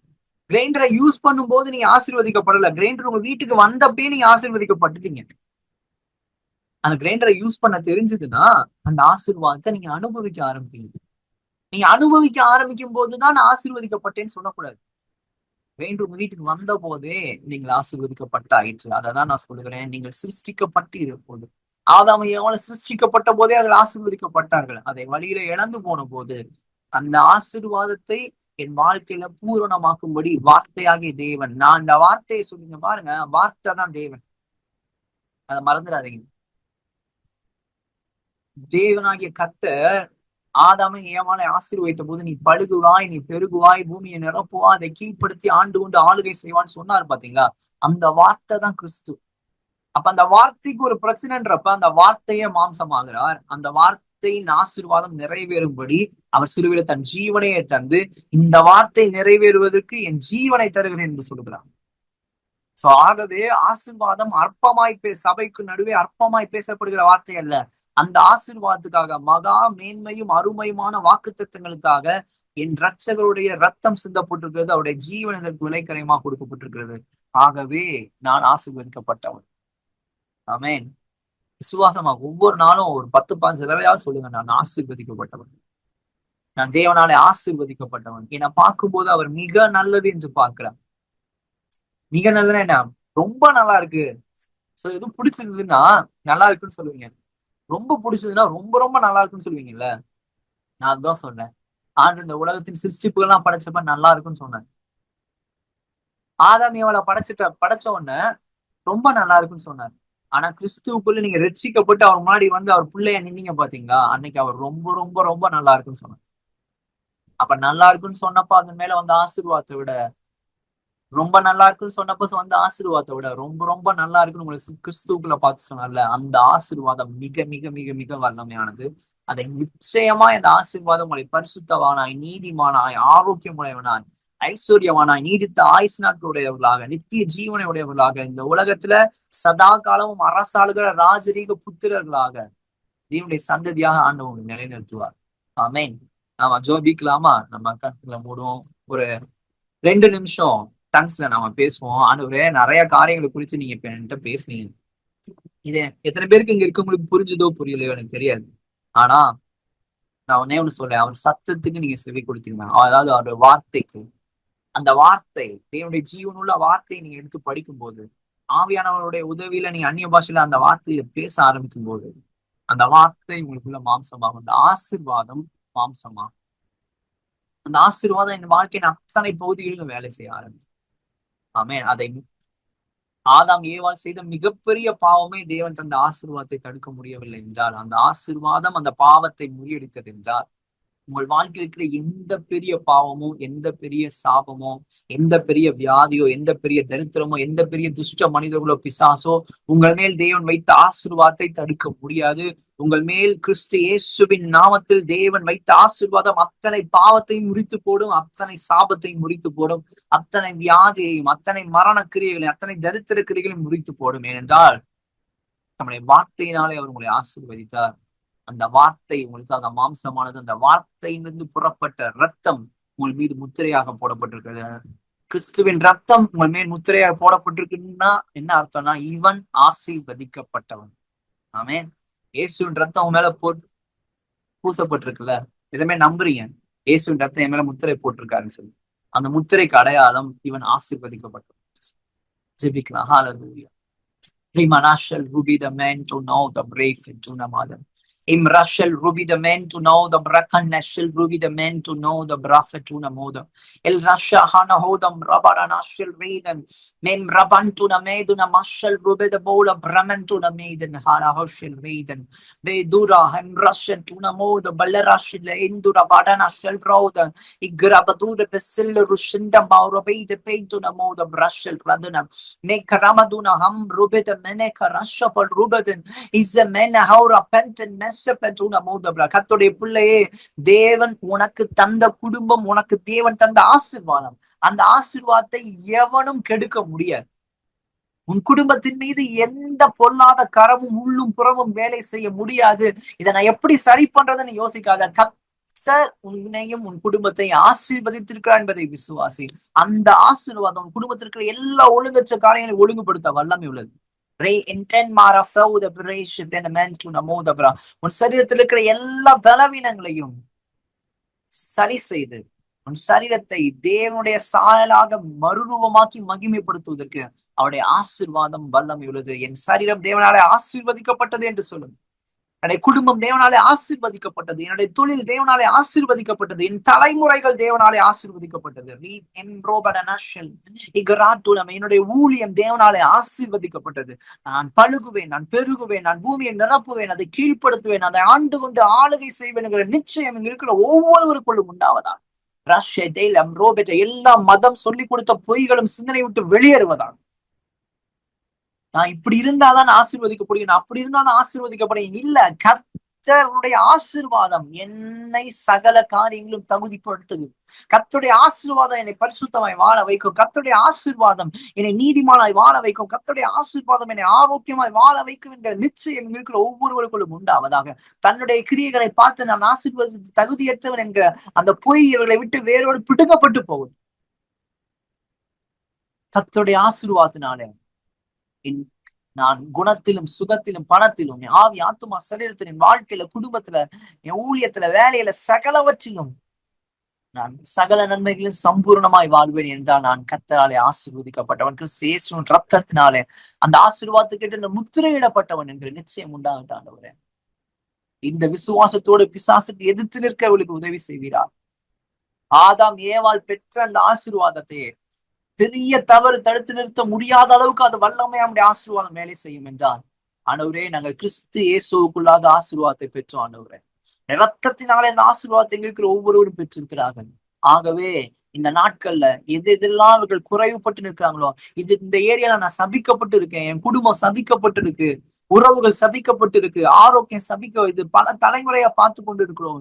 இது போன்ற எல்லா பொய்களில் இருந்தும் அது உங்க வாழ்க்கை இருக்கு. அந்த எல்லா பிசாசின் பொய்களிலிருந்தும் அந்த பொய்யின் கிரியைகள் இருந்தும் இருக்கிற ஒவ்வொருவரும் கிறிஸ்து இயேசுவின் ரத்தத்தினாலே விடுதலை ஆவார்களாக அவருடைய ஆசீர்வாதம் தீவிரமாய் இவர்களுக்குள் கிரியை செய்வதாக. நீ மிக நல்லது என்று சொன்னீர் ஆண்டவரே. நீ மிக மிக நல்லது என்று சொன்ன அந்த வார்த்தையை இவர்கள் அனுபவிப்பார்களாக ஆண்டவரே. அவருடைய ஆசீர்வாதம் அனுபவிக்க செய்கிறதுக்காக ஸ்தோத்திரம் அப்பா. உடைய கிருபைக்கு நான் ஒப்பு கொடுக்கிறேன் ஆண்டவரே. ஆண்டவரே தொடர்ந்து இந்த மீட்டிங்க்கு வந்துட்டு இருக்காங்க ஆண்டவரே. ஆண்டவரே தொடர்ந்தேர்ச்சியாக இவர்கள் கேட்டுக்கொண்டே இருக்கிறபடினால், தொடர்ந்தேர்ச்சியாக தட்டி கொண்டே இருக்கிறபடினால், தொடர்ந்தேர்ச்சியாக உங்களுடைய வார்த்தைகள் தேடிக்கொண்டு இருக்கிறபடினாலும் ஆவியிலும் வார்த்தைகளை அந்நிய பாஷையில் ஆவியில ஜெபிக்கிறதும் வார்த்தையை தியானிக்கிறதும் செய்து கொண்டே இருக்கிறபடினால் ஆண்டவரே என்னை கனம் பண்ணுவேன் என்று சொன்னீரேன். உங்களுடைய முதல் தரமான ஆசீர்வாதம் இருக்கிற ஒவ்வொருவருக்குள்ளாம் கிரியை செய்யட்டும் ஆண்டவரே. தொடர்ந்து இந்த கால் அவர்கள் கலந்து கொண்டு உங்களுடைய வார்த்தைகள் கற்றுக்கொள்ளவும், ஆவியில் நிறைந்து ஜெபிக்கவும், தனக்கும் தன் குடும்பத்துக்கும் சபைக்கும் சமுதாயத்துக்கும் தேவனுடைய ஆசீர்வாதத்தை வெளிப்படுத்துகிறவர்களாக ஒவ்வொருவரும் இருக்கும்படி ஊழியக்காரனாகிய நான் எனக்கு தந்த அதிகாரத்தின் அபிஷேகத்திருந்தோம் ஜீவனும் தீர்க்காயுசுமானவர்கள் அவருடைய வார்த்தையினால் அவர்கள் ஒவ்வொருவரையும் நான் ஆசீர்வதிக்கிறேன். ஒவ்வொருவரும் மரணத்தை அல்ல, அந்த மரணத்தை கொண்டு ஒரு சாபத்தை தெரிந்து கொள்ளாமல் ஜீவனை தெரிந்து கொண்டு ஆசீர்வாதத்தை தெரிந்து கொண்டு இவர்களுடைய குடும்பமும் சந்ததிகளும் வாழ்ந்திருப்பார்களாக. ஆபிரகாம், ஈசாக்கு, யாக்கோவுக்கு தேவன் வாக்கு பண்ணின அந்த சுதந்திரங்கள் எல்லாவற்றையும் சுதந்திரித்து ஜீவனோடும் தீர்க்காயுசோடும் வாழ்ந்திருப்பார்களாக என்று சொல்லி நான் ஆசீர்வதிக்கிறேன். ஆண்டவரே, நாட்கள் அதை சாட்சிகளாலே, இந்த ஆசீர்வாதத்தின் வார்த்தைகளை சாட்சிகளாலே, அடையாளங்களால், அற்புதங்களால, ஆச்சரியமான அதிசயங்களால நீ வர நாட்கள்ல இப்பொழுதிலிருந்தே நீ அதை நிறைவேற்றி உன்னுடைய வார்த்தையை நீ உறுதிப்படுத்துகிறதுக்காக நன்றி ஆண்டவரே. எல்லாம் ஆட்சிமையும் புகழ் துதியும் கனமும் ராஜ்யம் நித்திய வல்லமையும் சேனையின் தேவனாகி கர்த்தர் ஒருவருக்கு இருந்தார். இயேசுவின் நாமம் ஒன்றை மகிமைப்படுவதாக. ஆமென், ஆமென், ஆமென். ஹல்லேலூயா. கர்த்தர் நல்லவர். ஸோ அருமையான தேவ வார்த்தையை நம்ம கேட்டோம். Thank you pastor Joe. நேத்து நான் பேசினதுல சில காரியங்களை திரும்பவும் பாஸ்டர் ஜோ வழியாக ஆண்டவர் திரும்பவும் கன்ஃபார்ம் பண்ணியிருக்கிறாரு. ஆமென். ஸோ கர்த்தர் நல்லவர், அவர் கிருபை என்றும் உள்ளது. ஹல்லேலூயா. கர்த்தருடைய ஆசீர்வாதத்துல வாழ்வதற்காக தான் ஆண்டவர் நம்மளை உருவாக்கி இருக்கிறார். ஹல்லேலூயா. We been designed to live in the blessing of the Lord. Amen. So தொடர்ந்து கர்த்தருடைய ஆசீர்வாதத்தை நீங்க தியானிங்க. இந்த ஆசீர்வாதம் எல்லாவற்றிலும் காட்டிலும் பெரியதாக இருக்கிறது. ஹல்லேலூயா. The blessing of the Lord is greater than everything. ஆமென். நீங்க போயிட்டு இருக்கிற சூழ்நிலைகள், போராட்டங்கள் எல்லாவற்றிலும் மேலாக இருக்கிறது கர்த்தருடைய ஆசீர்வாதம். ஹல்லேலூயா. ஆமென். ஏன்னா அந்த ஆசீர்வாதம் கர்த்தரிடத்துல இருந்து வந்த காரியம். ஹல்லேலூயா. It came directly from God. It is from God. So it is greater than everything that you are going through. Amen. Hallelujah. So கர்த்தருக்காக காணிக்கை கொடுக்கிற நேரம், ஸோ கர்த்தருடைய வார்த்தையை கனம் பண்ணி, கர்த்தரை கனம் பண்ணி நீங்க கொடுக்கிற ஒவ்வொரு காணிக்கையும் விசுவாசத்துல நீங்க விதைக்கிற ஒவ்வொரு விதையும் கர்த்தர் பெருக செய்வார். ஹல்லேலூயா. நீங்க விதைக்கிற ஒவ்வொரு காணிக்கையும் ஒரு விதையாக இருக்கிறது. அதற்கான விளைச்சலை கர்த்தர் உங்களுக்கு ஏராளமாக கொடுப்பார் என்று நான் உங்களை ஆசீர்வதிக்கிறேன். ஸோ கொடுக்கறதுக்கான வழிகள் உங்களுக்கு முன்பதாக இருக்கிறது. ஸோ ஸ்கேன் பண்ணீங்கன்னா யூபிஐ மூலமா கொடுக்கலாம். So UPI, PhonePe, Google Pay, Paytm, மற்ற யூபிஐ மூலமா ஸ்கேன் பண்ணி கொடுக்கலாம். இல்லைன்னா என்னோட யூபிஐ நம்பர் 9884160264 அதை யூஸ் பண்ணி கொடுக்கலாம். இல்லை என்றால் நீங்க வந்து இந்த பேங்க் அக்கௌண்ட் டீடைல்ஸ் இருக்குது, அதை யூஸ் பண்ணி நீங்க கொடுக்கலாம். Name Kiran Paul J J, account number 021201584236, IFSC code ICIC 00000212, account type savings, bank ICICI bank limited, branch Chennai Santhome. Amen. So நீங்க கொடுக்கும் பொழுது கர்த்தரை கனம் பண்றீங்க. நீங்க கொடுக்கும் பொழுது உங்க விசுவாசத்தை நீங்க செயல்படுத்துறீங்க. ஆமென். ஸோ கர்த்தர் உங்களை ஆசீர்வதிப்பார், மென்மேலும் உங்களை பெருக செய்வார் என்று உங்களை நான் ஆசீர்வதிக்கிறேன். உங்களுடைய எல்லா தேவைகளையும் குறைவுகளையும் கர்த்தர் அவருடைய மகிமையின் ஐஸ்வர்யத்தின் மூலமாக, கிறிஸ்து இயேசுவின் மூலமாக உங்களை ஆசீர்வதித்து அதை நிறைவாக்குவார் என்று உங்களை நான் ஆசீர்வதிக்கிறேன். ஸோ பாஸ்டர் ஜோ ரால்ஸ்டனுக்கு கொடுக்க விரும்புறவங்க பாஸ்டர் ஜோன்னு நீங்க மென்ஷன் பண்ணி நீங்க காணிக்கை அனுப்பலாம். ஆமென். God bless you. நீங்கள் வாளாகாமல் தலையா இருப்பீர்கள், கீழாகாமல் மேலாகவே இருப்பீர்கள். போகிலும் நீங்கள் ஆசீர்வாதமாக இருப்பீர்கள், வருகையிலும் நீங்கள் ஆசீர்வாதமாக இருப்பீர்கள். கர்த்தருடைய ஆசீர்வாதம் உங்கள் மேல் இருக்கிறது. ஆசீர்வாத மலையை உங்கள் மேல் அவர் வர்ஷிக்க செய்வார். ஏற்ற காலத்தில் நீங்கள் கனி கொடுப்பீர்கள். கர்த்தர் உங்கள் மேய்ப்பராக இருக்கிறார். நீங்கள் ஒன்றுக்கும் குறைபட மாட்டீர்கள். ஜீவனுள்ள நாளெல்லாம் நன்மையும் கிருபையுமே உங்களை தொடரும் என்று உங்களை நான் ஆசீர்வதிக்கிறேன். God bless you.